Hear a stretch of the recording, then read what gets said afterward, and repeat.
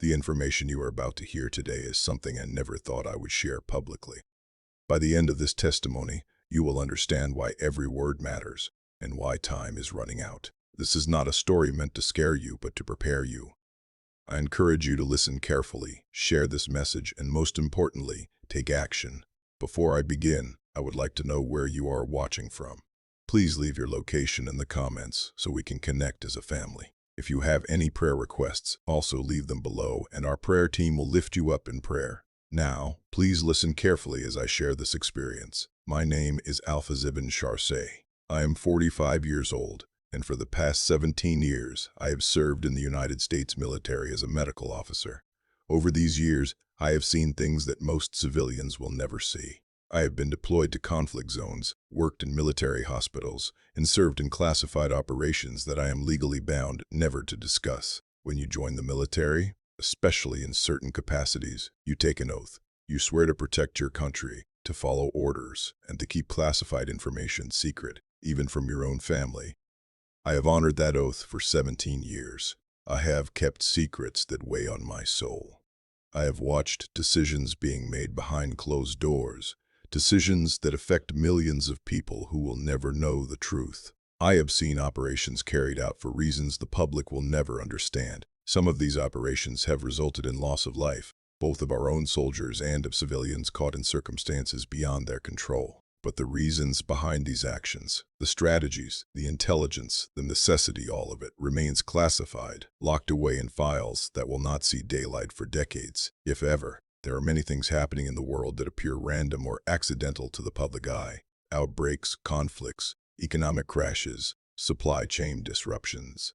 People see these events on the news and think they are unfortunate coincidences or natural disasters, but I can tell you from my years of service that many of these events have roots in decisions made indoors, in meeting rooms, by people with power and influence. The outward consequences affect innocent lives, but the full truth of why and how can never be disclosed to the outside world. All I have been able to say to my family, to my friends, is this: pray. Pray without ceasing. Pray for wisdom, for protection, for discernment. Because there are forces at work that go beyond what any news channel can explain. Now, what I am about to share with you puts me in a very difficult position. According to military law and the Constitution I swore to uphold, the information I am about to reveal should remain classified. By every legal standard, I should keep this to myself, take it to my grave, and trust that those in authority know what they are doing. As a law-abiding citizen who took an oath before God and country, I should remain silent. But here is what you need to understand. What I am about to tell you was not revealed to me through classified briefings or secret documents. It was revealed to me by God Himself, and I have already begun to see the signs that what was shown to me is coming to pass. Over the past few months, there have been a series of high-level meetings, urgent and preparations being made within certain military and governmental circles. I cannot go into details about these meetings, but I can tell you that something significant is coming. The signs are all there for those who know where to look. So I stand before you today torn between my legal obligation to remain silent and my spiritual obligation to speak. I have prayed about this for months. I have wrestled with God about whether to come forward. And every time I pray, the answer is the same. Speak. Warn them. Tell them what is coming so they can prepare. That is why I am making this video. Not to break my oath lightly, but because the God who sees all things has commanded me to speak. What you do with this information is between you and God, but I am telling you now, take this seriously. It is far better to be prepared and ready before what I am about to disclose comes to pass than to be caught off guard and unprepared. Let me take you back to 6th of January. I had just finished a particularly exhausting deployment cycle, and I was granted a 30-day leave to rest and spend time with my family. My wife and our 2 children live in Colorado Springs, Colorado. On the 30th January, something changed.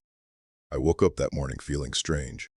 Not sick exactly, but off. My chest felt tight, and I had this odd pressure in my head, like something was pressing down on me from the inside. I brushed it off, thinking maybe I had slept in a bad position or was still adjusting to the altitude after being overseas. My wife noticed I was quiet during breakfast and asked if I was okay. I told her I was fine, just tired. But as the day went on, the pressure got worse. By the afternoon, I was having trouble breathing. My heart was racing, and I felt dizzy. My wife insisted I lie down, and I agreed, thinking rest would help. I lay down on our bed around 3 p.m. My wife brought me water and told me she was going to take the kids to their soccer practice, but would be back in an hour. I told her I would be fine. I closed my eyes and tried to relax, but the pressure in my chest kept building. And then, suddenly, it felt like something broke inside me. A sharp, searing pain shot through my chest and down my left arm. I could not breathe. I tried to call out for my wife, but she had already left. I reached for my phone, but my hand would not cooperate. Everything went dark. The next thing I knew, I was standing in the corner of my bedroom, looking down at my own body lying on the bed. I could see myself clearly. My chest was still, my face pale. I was not breathing. I felt no panic, no fear, just a strange, overwhelming calm. I knew I was dead. I was not in my bedroom anymore, though I had not felt myself move. I was in a place that defies description. It was not dark, but it was not bright either. It was vast, endless, like standing in the middle of an ocean with no horizon. And in this vastness, I saw something I will never forget. I saw wheels, massive, intricate wheels turning slowly in the air. Each wheel was connected to a different country. Though I do not know how I knew this, I just knew. Some of the wheels were spinning smoothly, their gears glowing with light. Others were turning slowly, struggling, as if something was grinding against them. And some wheels had stopped completely. I watched in awe as these wheels turned. The ones that were moving smoothly shone brightly, every part of them reflecting light. They looked alive, purposeful, full of energy, but the wheels that had stopped were different. They looked rusted, broken, as if they had been abandoned and left to decay. They no longer served any purpose. As I stood there, trying to understand what I was seeing, I felt a presence behind me. I turned, and my breath caught in my throat. Standing before me was an angel, but this was not the kind of angel you see in paintings or movies. This being was enormous, towering above me so high that I could not see his head. His presence filled the space around me, and I felt small, insignificant, like a child standing before a mountain. I could not see his face, but I felt him. I felt his power, his authority, his holiness, and somehow, without words, he communicated with me. I understood him, not through sound, but through something deeper, something that bypassed my ears and spoke directly to my soul. The angel told me that he had been sent by God to reveal to me what is to come upon the earth. As he spoke, I could feel the emotion in his voice, though I heard no sound. There was pain there, deep pain and sorrow. But there was also urgency and love. I understood in that moment the heart of the Father. God does not want what is coming. He is giving warnings, sending messages, trying to wake people up before it is too late. The angel reached out and took my hand. His touch was firm but gentle, and suddenly, we were moving. We did not walk or fly. We simply were somewhere else. We were now standing much closer to the wheels, close enough that I could see them in detail. The wheels that had stopped were covered in rust and corrosion. They looked like they had once been beautiful, but now they were useless, broken beyond repair. The wheels that were still turning shone with a brilliant light. Every gear, every spoke, every part of them was glowing, working in perfect harmony. The angel directed my attention to the wheels that had stopped. That is when I saw the names. Written on each wheel in letters I could somehow read were the names of countries. My heart sank as I recognized them. The first wheel I saw had the name India on it. It was completely still, covered in rust, dark and lifeless. The second wheel bore the name Bangladesh. It, too, had stopped moving. The third was labeled Nepal. All three wheels were in the same state, broken, rusted, finished. I looked at the angel, confused and afraid. He did not speak, but I understood.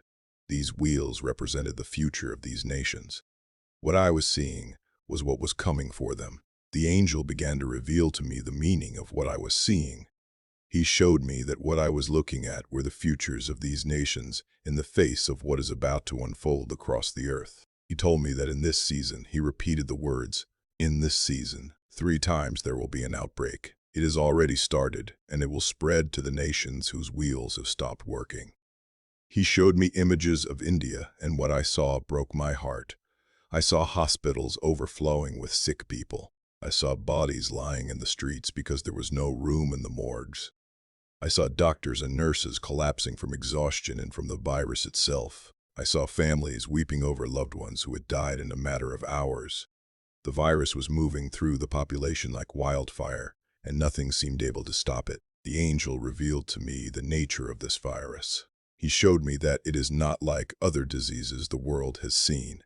This virus is extremely aggressive. It spreads through the air when people cough or sneeze, through touch when people shake hands or embrace, and through surfaces where it can survive for many days. Once it enters the body, it moves quickly. It attacks the lungs first, making it difficult to breathe.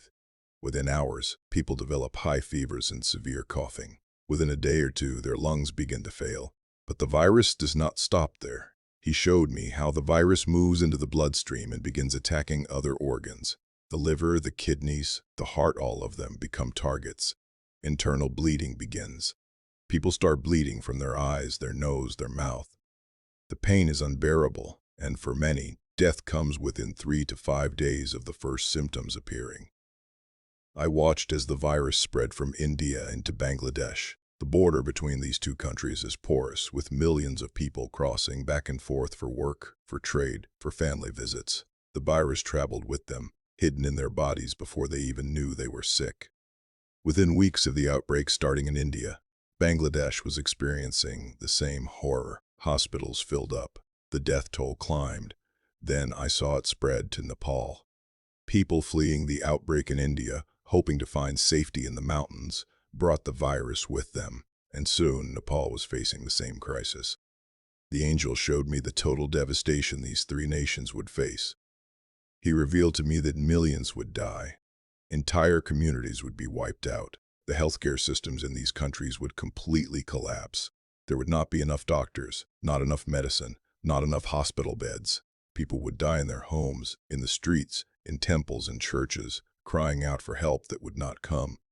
But then the angel told me something that shook me to my core.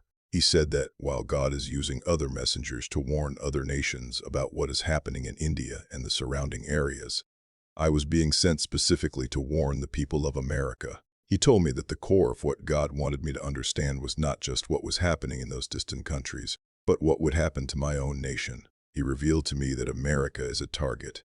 He showed me that there are people in the world who hate America with a passion that goes beyond politics or economics. These are people who see America as an enemy, as an obstacle to their goals, as a symbol of everything they oppose. And they have been waiting for an opportunity like this. The angel then showed me something that made my blood run cold. He revealed to me that there are specific individuals and groups who have been watching the outbreak in India very carefully. These are not ordinary people. They have money. They have influence. They have connections in governments and organizations around the world. Some of them lead terrorist networks. Others operate within legitimate businesses and political structures. But they all share one thing in common: a deep hatred for the United States of America. He showed me meetings taking place in hidden locations. I could not hear what was being said, but I understood the intent. These people saw the virus as a weapon, an opportunity that had fallen into their laps. They were not creating the virus, it had emerged naturally, but they were planning to use it.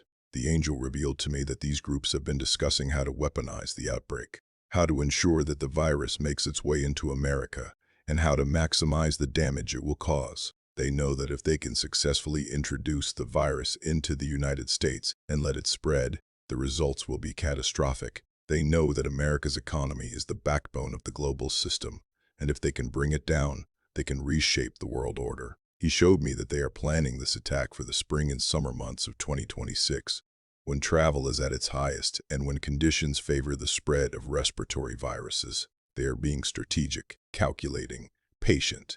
They are willing to sacrifice their own people, to use them as carriers to achieve their goal. The angel told me that what I was seeing was not just a natural disaster, but a coordinated attack disguised as a natural disaster. The world would see it as an outbreak that spread from India to other countries, including America.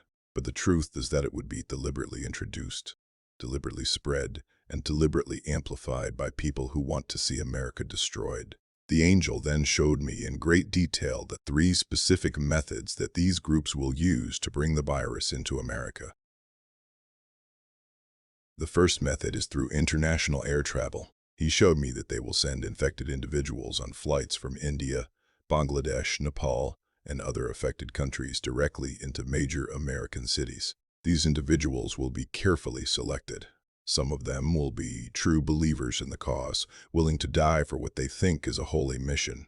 Others will be paid, promised money for their families if they carry out this task, and still others will be unknowing carriers, people who have been deliberately exposed to the virus without their knowledge. The angel showed me how it will work. These infected individuals will board planes in Delhi, in Dhaka, in Kathmandu, and other cities. They will pass through security without any problems, because in the early stages of infection, there are no visible symptoms. The virus is in their body, multiplying, but they do not yet have a fever. They are not yet coughing. They look completely healthy. They will sit on planes for 12, 14, 16 hours, breathing the recycled air, touching the armrests, using the bathrooms, accepting food and drinks from flight attendants. By the time the plane lands in America, dozens of other passengers may have been exposed, and those passengers will go home to their families, go to work, go to restaurants and shopping centers, spreading the virus further without even knowing they are sick. The angel showed me that this will happen at multiple airports across the country, all within a short period of time. The coordination will be precise. Within a week, infected individuals will have landed in Los Angeles, in New York, in Atlanta, in Chicago, in Dallas, in Miami, in Seattle. The virus will be in the country, planted in multiple locations, ready to spread.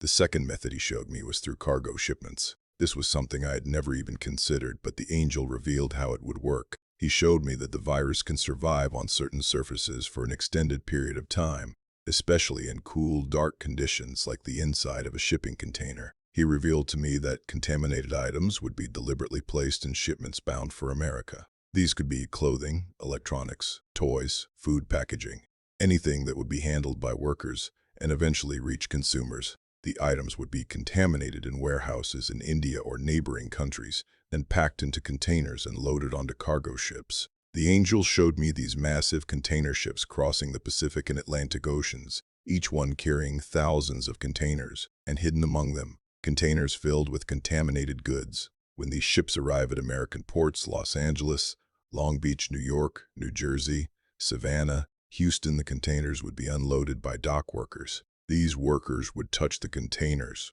open them, handle the goods inside. Within days, they would start feeling sick. But the contaminated items would not stop at the ports. They would be loaded onto trucks and trains and distributed across the country. They would arrive at warehouses, at distribution centers, at retail stores. Workers at each step would handle them, becoming exposed. And eventually, these items will be purchased by ordinary Americans, brought into their homes, touched by their children, and the virus would spread into communities far from any port or international airport. The third method the angel showed me was through the southern border. He revealed that infected individuals would be sent across the border from Mexico into the United States. These would not be random migrants, but people specifically selected and deliberately infected with the virus. He showed me how it would work. Individuals in India or Bangladesh who are already infected would be flown to Mexico. By the time they arrive, they would be starting to show symptoms, but they would be given medicine to suppress the fever and the coughing, at least temporarily. These people would then be moved to areas along the U.S.-Mexico border. The angel showed me that they would cross in remote areas where surveillance is limited, where the border is long and difficult to patrol completely. They would cross in the deserts of Arizona, in the mountains of California, in the borderlands of Texas. Once across, they would be picked up by contacts waiting for them on the American side and transported to different cities across the Southwest and beyond. Some would be taken to Los Angeles, others to Phoenix, others to San Antonio, others to Houston. They would be hidden in houses, in apartments, in communities where they would blend in, and there they would spread the virus to everyone around them. By the time authorities realized what was happening, the virus would already be spreading through multiple cities. The angel gave me specific details about where the virus would enter the country. For air travel, He showed me 5 major airports that would serve as the primary entry points. The first is Los Angeles International Airport in California. This is one of the busiest airports in the world, handling millions of international passengers every year. Flights from India and Asia arrive here daily. The virus would enter through passengers on these flights, and from LAX, it would spread throughout Southern California and beyond. The second is John F. Kennedy International Airport in New York. This is the main gateway for international travel on the East Coast. The Angel showed me infected passengers arriving here and spreading the virus through the New York City metropolitan area, which is home to over 20 million people living in close proximity to each other. The third is Hartsfield-Jackson Atlanta International Airport in Georgia. This is the busiest airport in the world by passenger volume and serves as a major connecting hub. An infected person arriving here could spread the virus to passengers connecting to flights all over the country. The fourth is O'Hare International Airport in Chicago, Illinois. This airport serves the Midwest and also functions as a major hub. The virus entering here would quickly spread through Chicago and then to other Midwestern cities. The fifth is Dallas-Fort Worth International Airport in Texas. This massive airport serves as a hub for domestic and international travel. The virus entering here would spread through Texas in the south. For cargo shipments, the Angel showed me 4 major ports that would be the primary entry points for contaminated goods. The first is the Port of Los Angeles and the Port of Long Beach in California. These 2 ports, located next to each other, handle more cargo than any other ports in the United States. Millions of containers pass through here every year. Contaminated goods entering through these ports would be distributed throughout the western United States. The second is the Port of New York and New Jersey. This is the largest port on the East Coast. Contaminated goods arriving here would be distributed throughout the Northeast and Mid-Atlantic regions. The third is the Port of Savannah in Georgia. This is one of the fastest growing ports in the country. Contaminated goods here would spread through the Southeast. The fourth is the Port of Houston in Texas. This major port handles cargo from around the world. Contaminated goods entering here would spread through Texas and the South. For the southern border, the Angel showed me that the primary crossing points would be in 3 states. In Texas, the crossings would happen in remote areas of the Rio Grande Valley, in the Big Bend region, and in areas west of El Paso. These are vast stretches of border that are difficult to monitor completely. In Arizona, the crossings would happen in the desert regions south of Tucson and in the remote areas west of there. These desert crossings are dangerous, but they are also less patrolled. In California, the crossings would happen in the mountains east of San Diego and in the desert regions of Imperial County. Again, these are remote areas where someone could cross without being detected. The Angel then revealed to me the 5 states that would be impacted first and most severely by the virus. The first state is California. Because of its massive international airport in Los Angeles, its major ports, and its long border with Mexico, California would be hit from all 3 directions simultaneously. The virus would enter through air travelers at LAX, through contaminated cargo at the ports, and through infected individuals crossing the border from Mexico. He showed me that the virus would spread first in Los Angeles, then quickly move to San Diego, San Francisco, and other cities. California has a population of nearly 40 million people, many of them living in dense urban areas. The conditions would be perfect for the virus to spread rapidly. Within weeks of the first infections, hospitals across California would be overwhelmed. The second state is New York. The virus would enter primarily through JFK Airport, but also through the Port of New York and New Jersey. New York City, with its population of over 8 million people, its crowded subways, its office buildings, its restaurants and shops, would become a breeding ground for the virus. He showed me the subway system with people packed together in train cars breathing the same air, holding the same poles and handles. He showed me office buildings where hundreds of people work in close quarters. He showed me schools and universities with thousands of students. The virus would spread through New York City faster than anywhere else in the country. The third state is Texas. Texas would be hit from multiple directions. Infected air travelers would arrive in Dallas and Houston. Contaminated cargo would come through the Port of Houston, and infected individuals would cross the border in multiple locations. He showed me that the virus would spread through the major cities, Houston, Dallas, San Antonio, Austin, but also into rural areas. Texas is a huge state with a population of nearly 30 million people. The impact would be devastating. The fourth state is Georgia. The virus would enter primarily through the Atlanta airport and the port of Savannah. Atlanta, as a major transportation hub, would serve as a distribution point for the virus. People would become infected in Atlanta and then travel to other cities across the South and Midwest, spreading the virus with them. The fifth state is Illinois. The virus would come through O'Hare Airport in Chicago. Chicago is the third largest city in the United States, with a population of nearly 3 million in the city itself and almost 10 million in the greater metropolitan area. The virus would spread rapidly through the city and then move along highways and rail lines into neighboring states. The angel then showed me what would happen in the weeks and months after the virus entered the country. What I saw was heartbreaking beyond words. He showed me hospitals in these 5 states filling up within days. Every bed would be occupied. Patients would be lying on gurneys in hallways, in waiting rooms, anywhere there was space. Doctors and nurses would be working 20-hour shifts trying desperately to save lives, but there would be too many patients and not enough resources. He showed me that many doctors and nurses would become infected themselves. Some would continue working even while sick because there was no one to replace them. Others would die. The medical workforce would shrink rapidly just as it was needed most. I saw intensive care units filled with patients on ventilators, fighting for every breath. I saw people dying alone because their families were not allowed to visit for fear of spreading the infection further. I saw refrigerated trucks being brought to hospitals to serve as temporary morgues because the regular morgues were full. The angel showed me that in the first month, tens of thousands of Americans would die. In the second month, the number would climb even higher. By the third month, the death toll would reach into the hundreds of thousands, and it would keep climbing. He showed me makeshift hospitals being set up in convention centers, in sports arenas, in school gymnasiums. He showed me the National Guard being deployed to help manage the crisis. He showed me emergency field hospitals with rows and rows of beds, all of them filled with dying patients.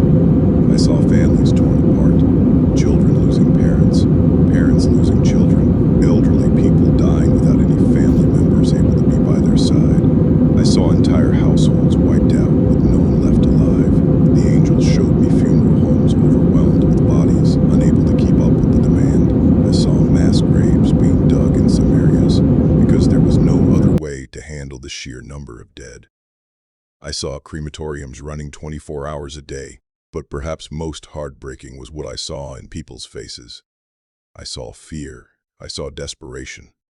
I saw people who had lost all hope. I saw mothers holding their sick children, knowing they were going to die, and being unable to do anything to save them. I saw husbands and wives saying goodbye to each other through windows, unable to touch, unable to hold each other one last time. The angel showed me that the fear would spread almost as quickly as the virus itself. People would become afraid to leave their homes, afraid to go to work, afraid to send their children to school. They would be afraid to touch anything, afraid to breathe the air, afraid of everyone around them. The angel then revealed to me 3 major effects that this outbreak would have on the United States as a nation.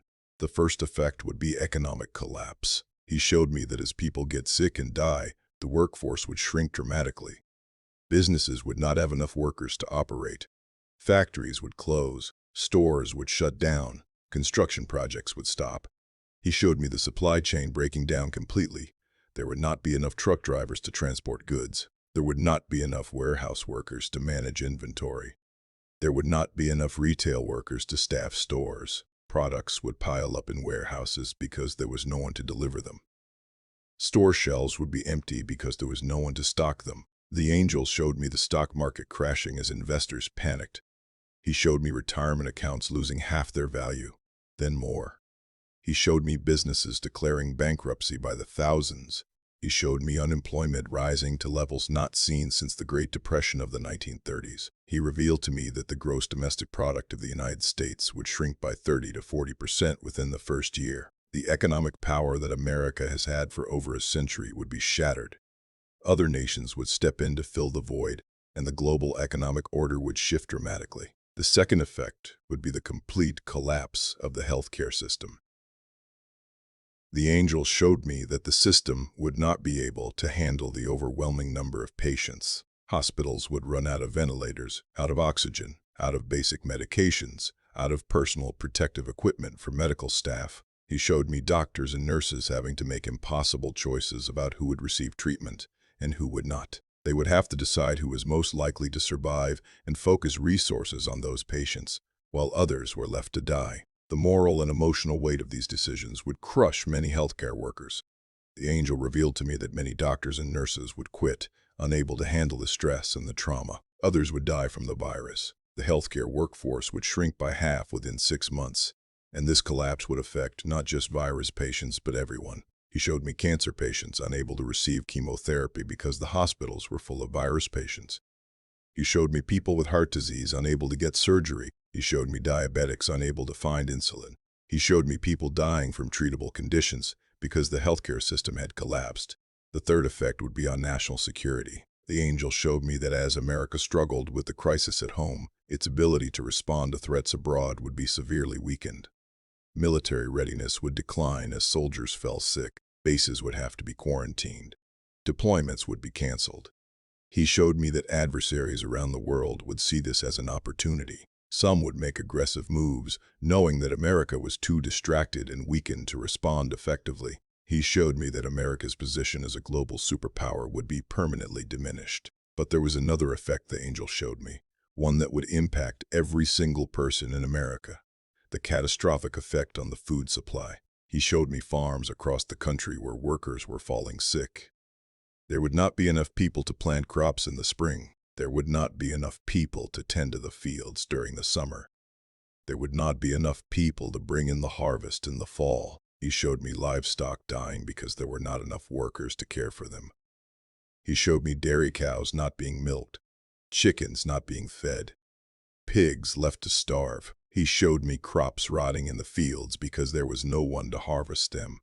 But even the food that was produced would not reach people because the transportation system would break down. There would not be enough truck drivers to transport food from farms to processing plants to distribution centers to stores. Food would spoil in warehouses. It would rot in trucks parked in lots with no drivers.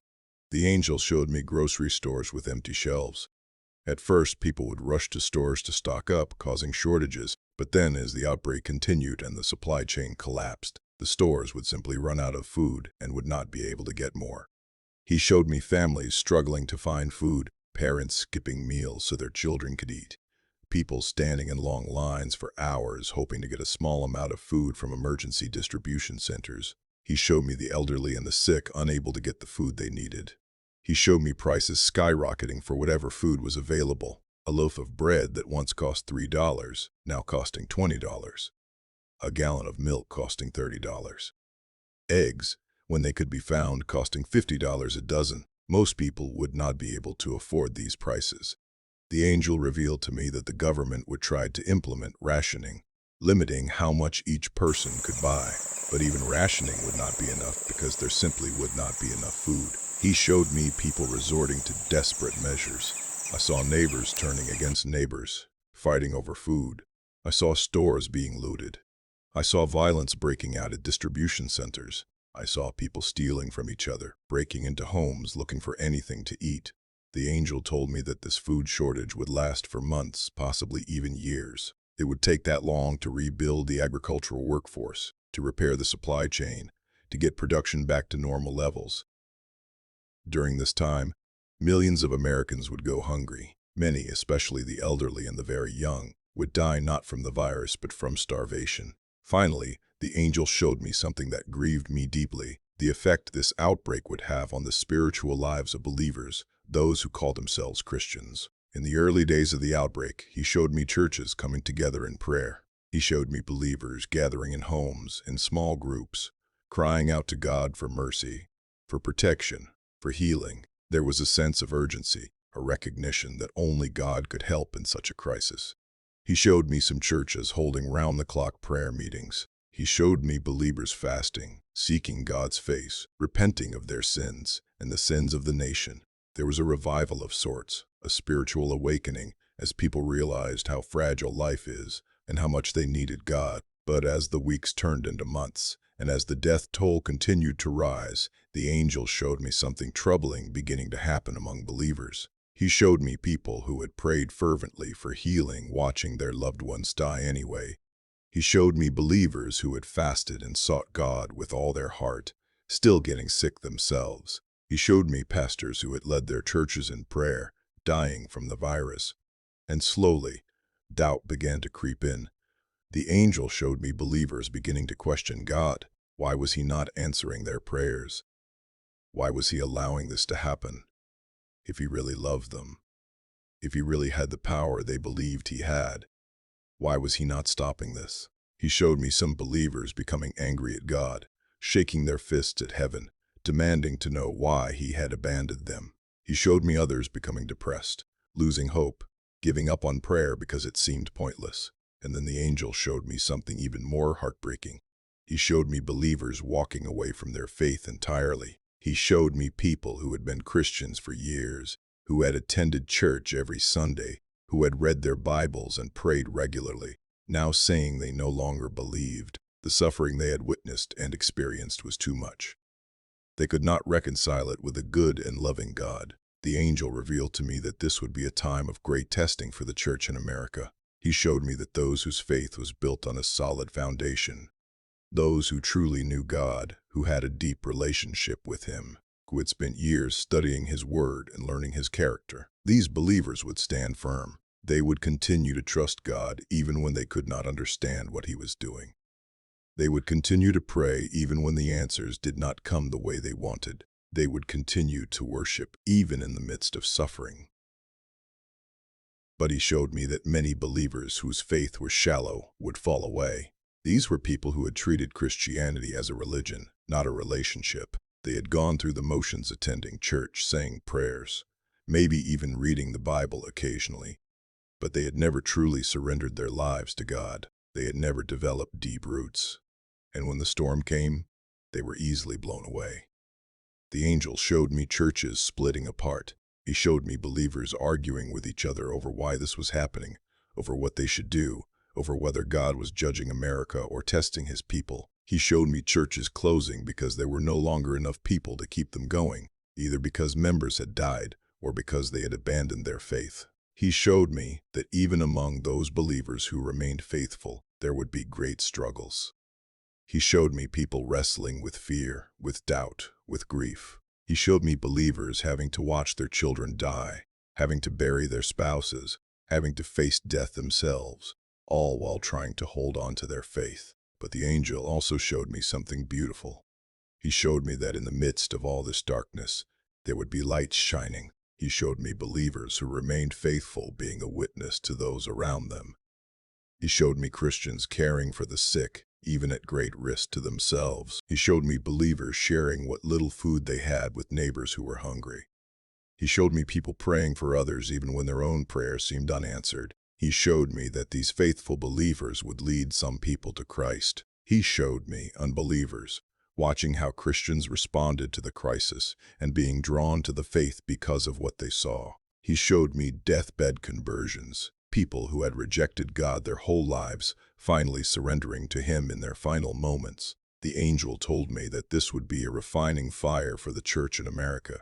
He said that the shallow, cultural Christianity that had dominated for so long would be burned away. What would remain would be a smaller but purer church, made up of people who truly knew God and truly loved him. He told me that this is why it is so important for believers to prepare now, before the crisis comes, not just to stockpile food and water, but to deepen their faith, to spend time in God's Word, really studying it, not just reading it, to develop a prayer life that is genuine and deep, not just rote recitation, to build relationships with other believers who will stand with them when times get hard. He told me that the believers who survive this crisis with their faith intact will be those who have prepared spiritually, who have strong roots, who truly know the God they serve. Since I came back, I have carried this knowledge like a weight. I see the signs everywhere. The outbreak in India is real and happening now. The meetings I attend hint at preparations being made. I know my time to speak is limited. I am not a prophet or preacher. I am a soldier who died, saw the future, and was sent back to warn you. Take this seriously, prepare physically, but especially spiritually. Read God's Word, pray genuinely, build your faith now before the storm comes. Share this message. The door of mercy is open, but it will not stay open forever. The time to choose is today. May God have mercy on us all, and may you be found ready. If this message has impacted you, share it widely. Subscribe and turn on notifications. Most importantly, prepare your heart. Time is short. God bless you.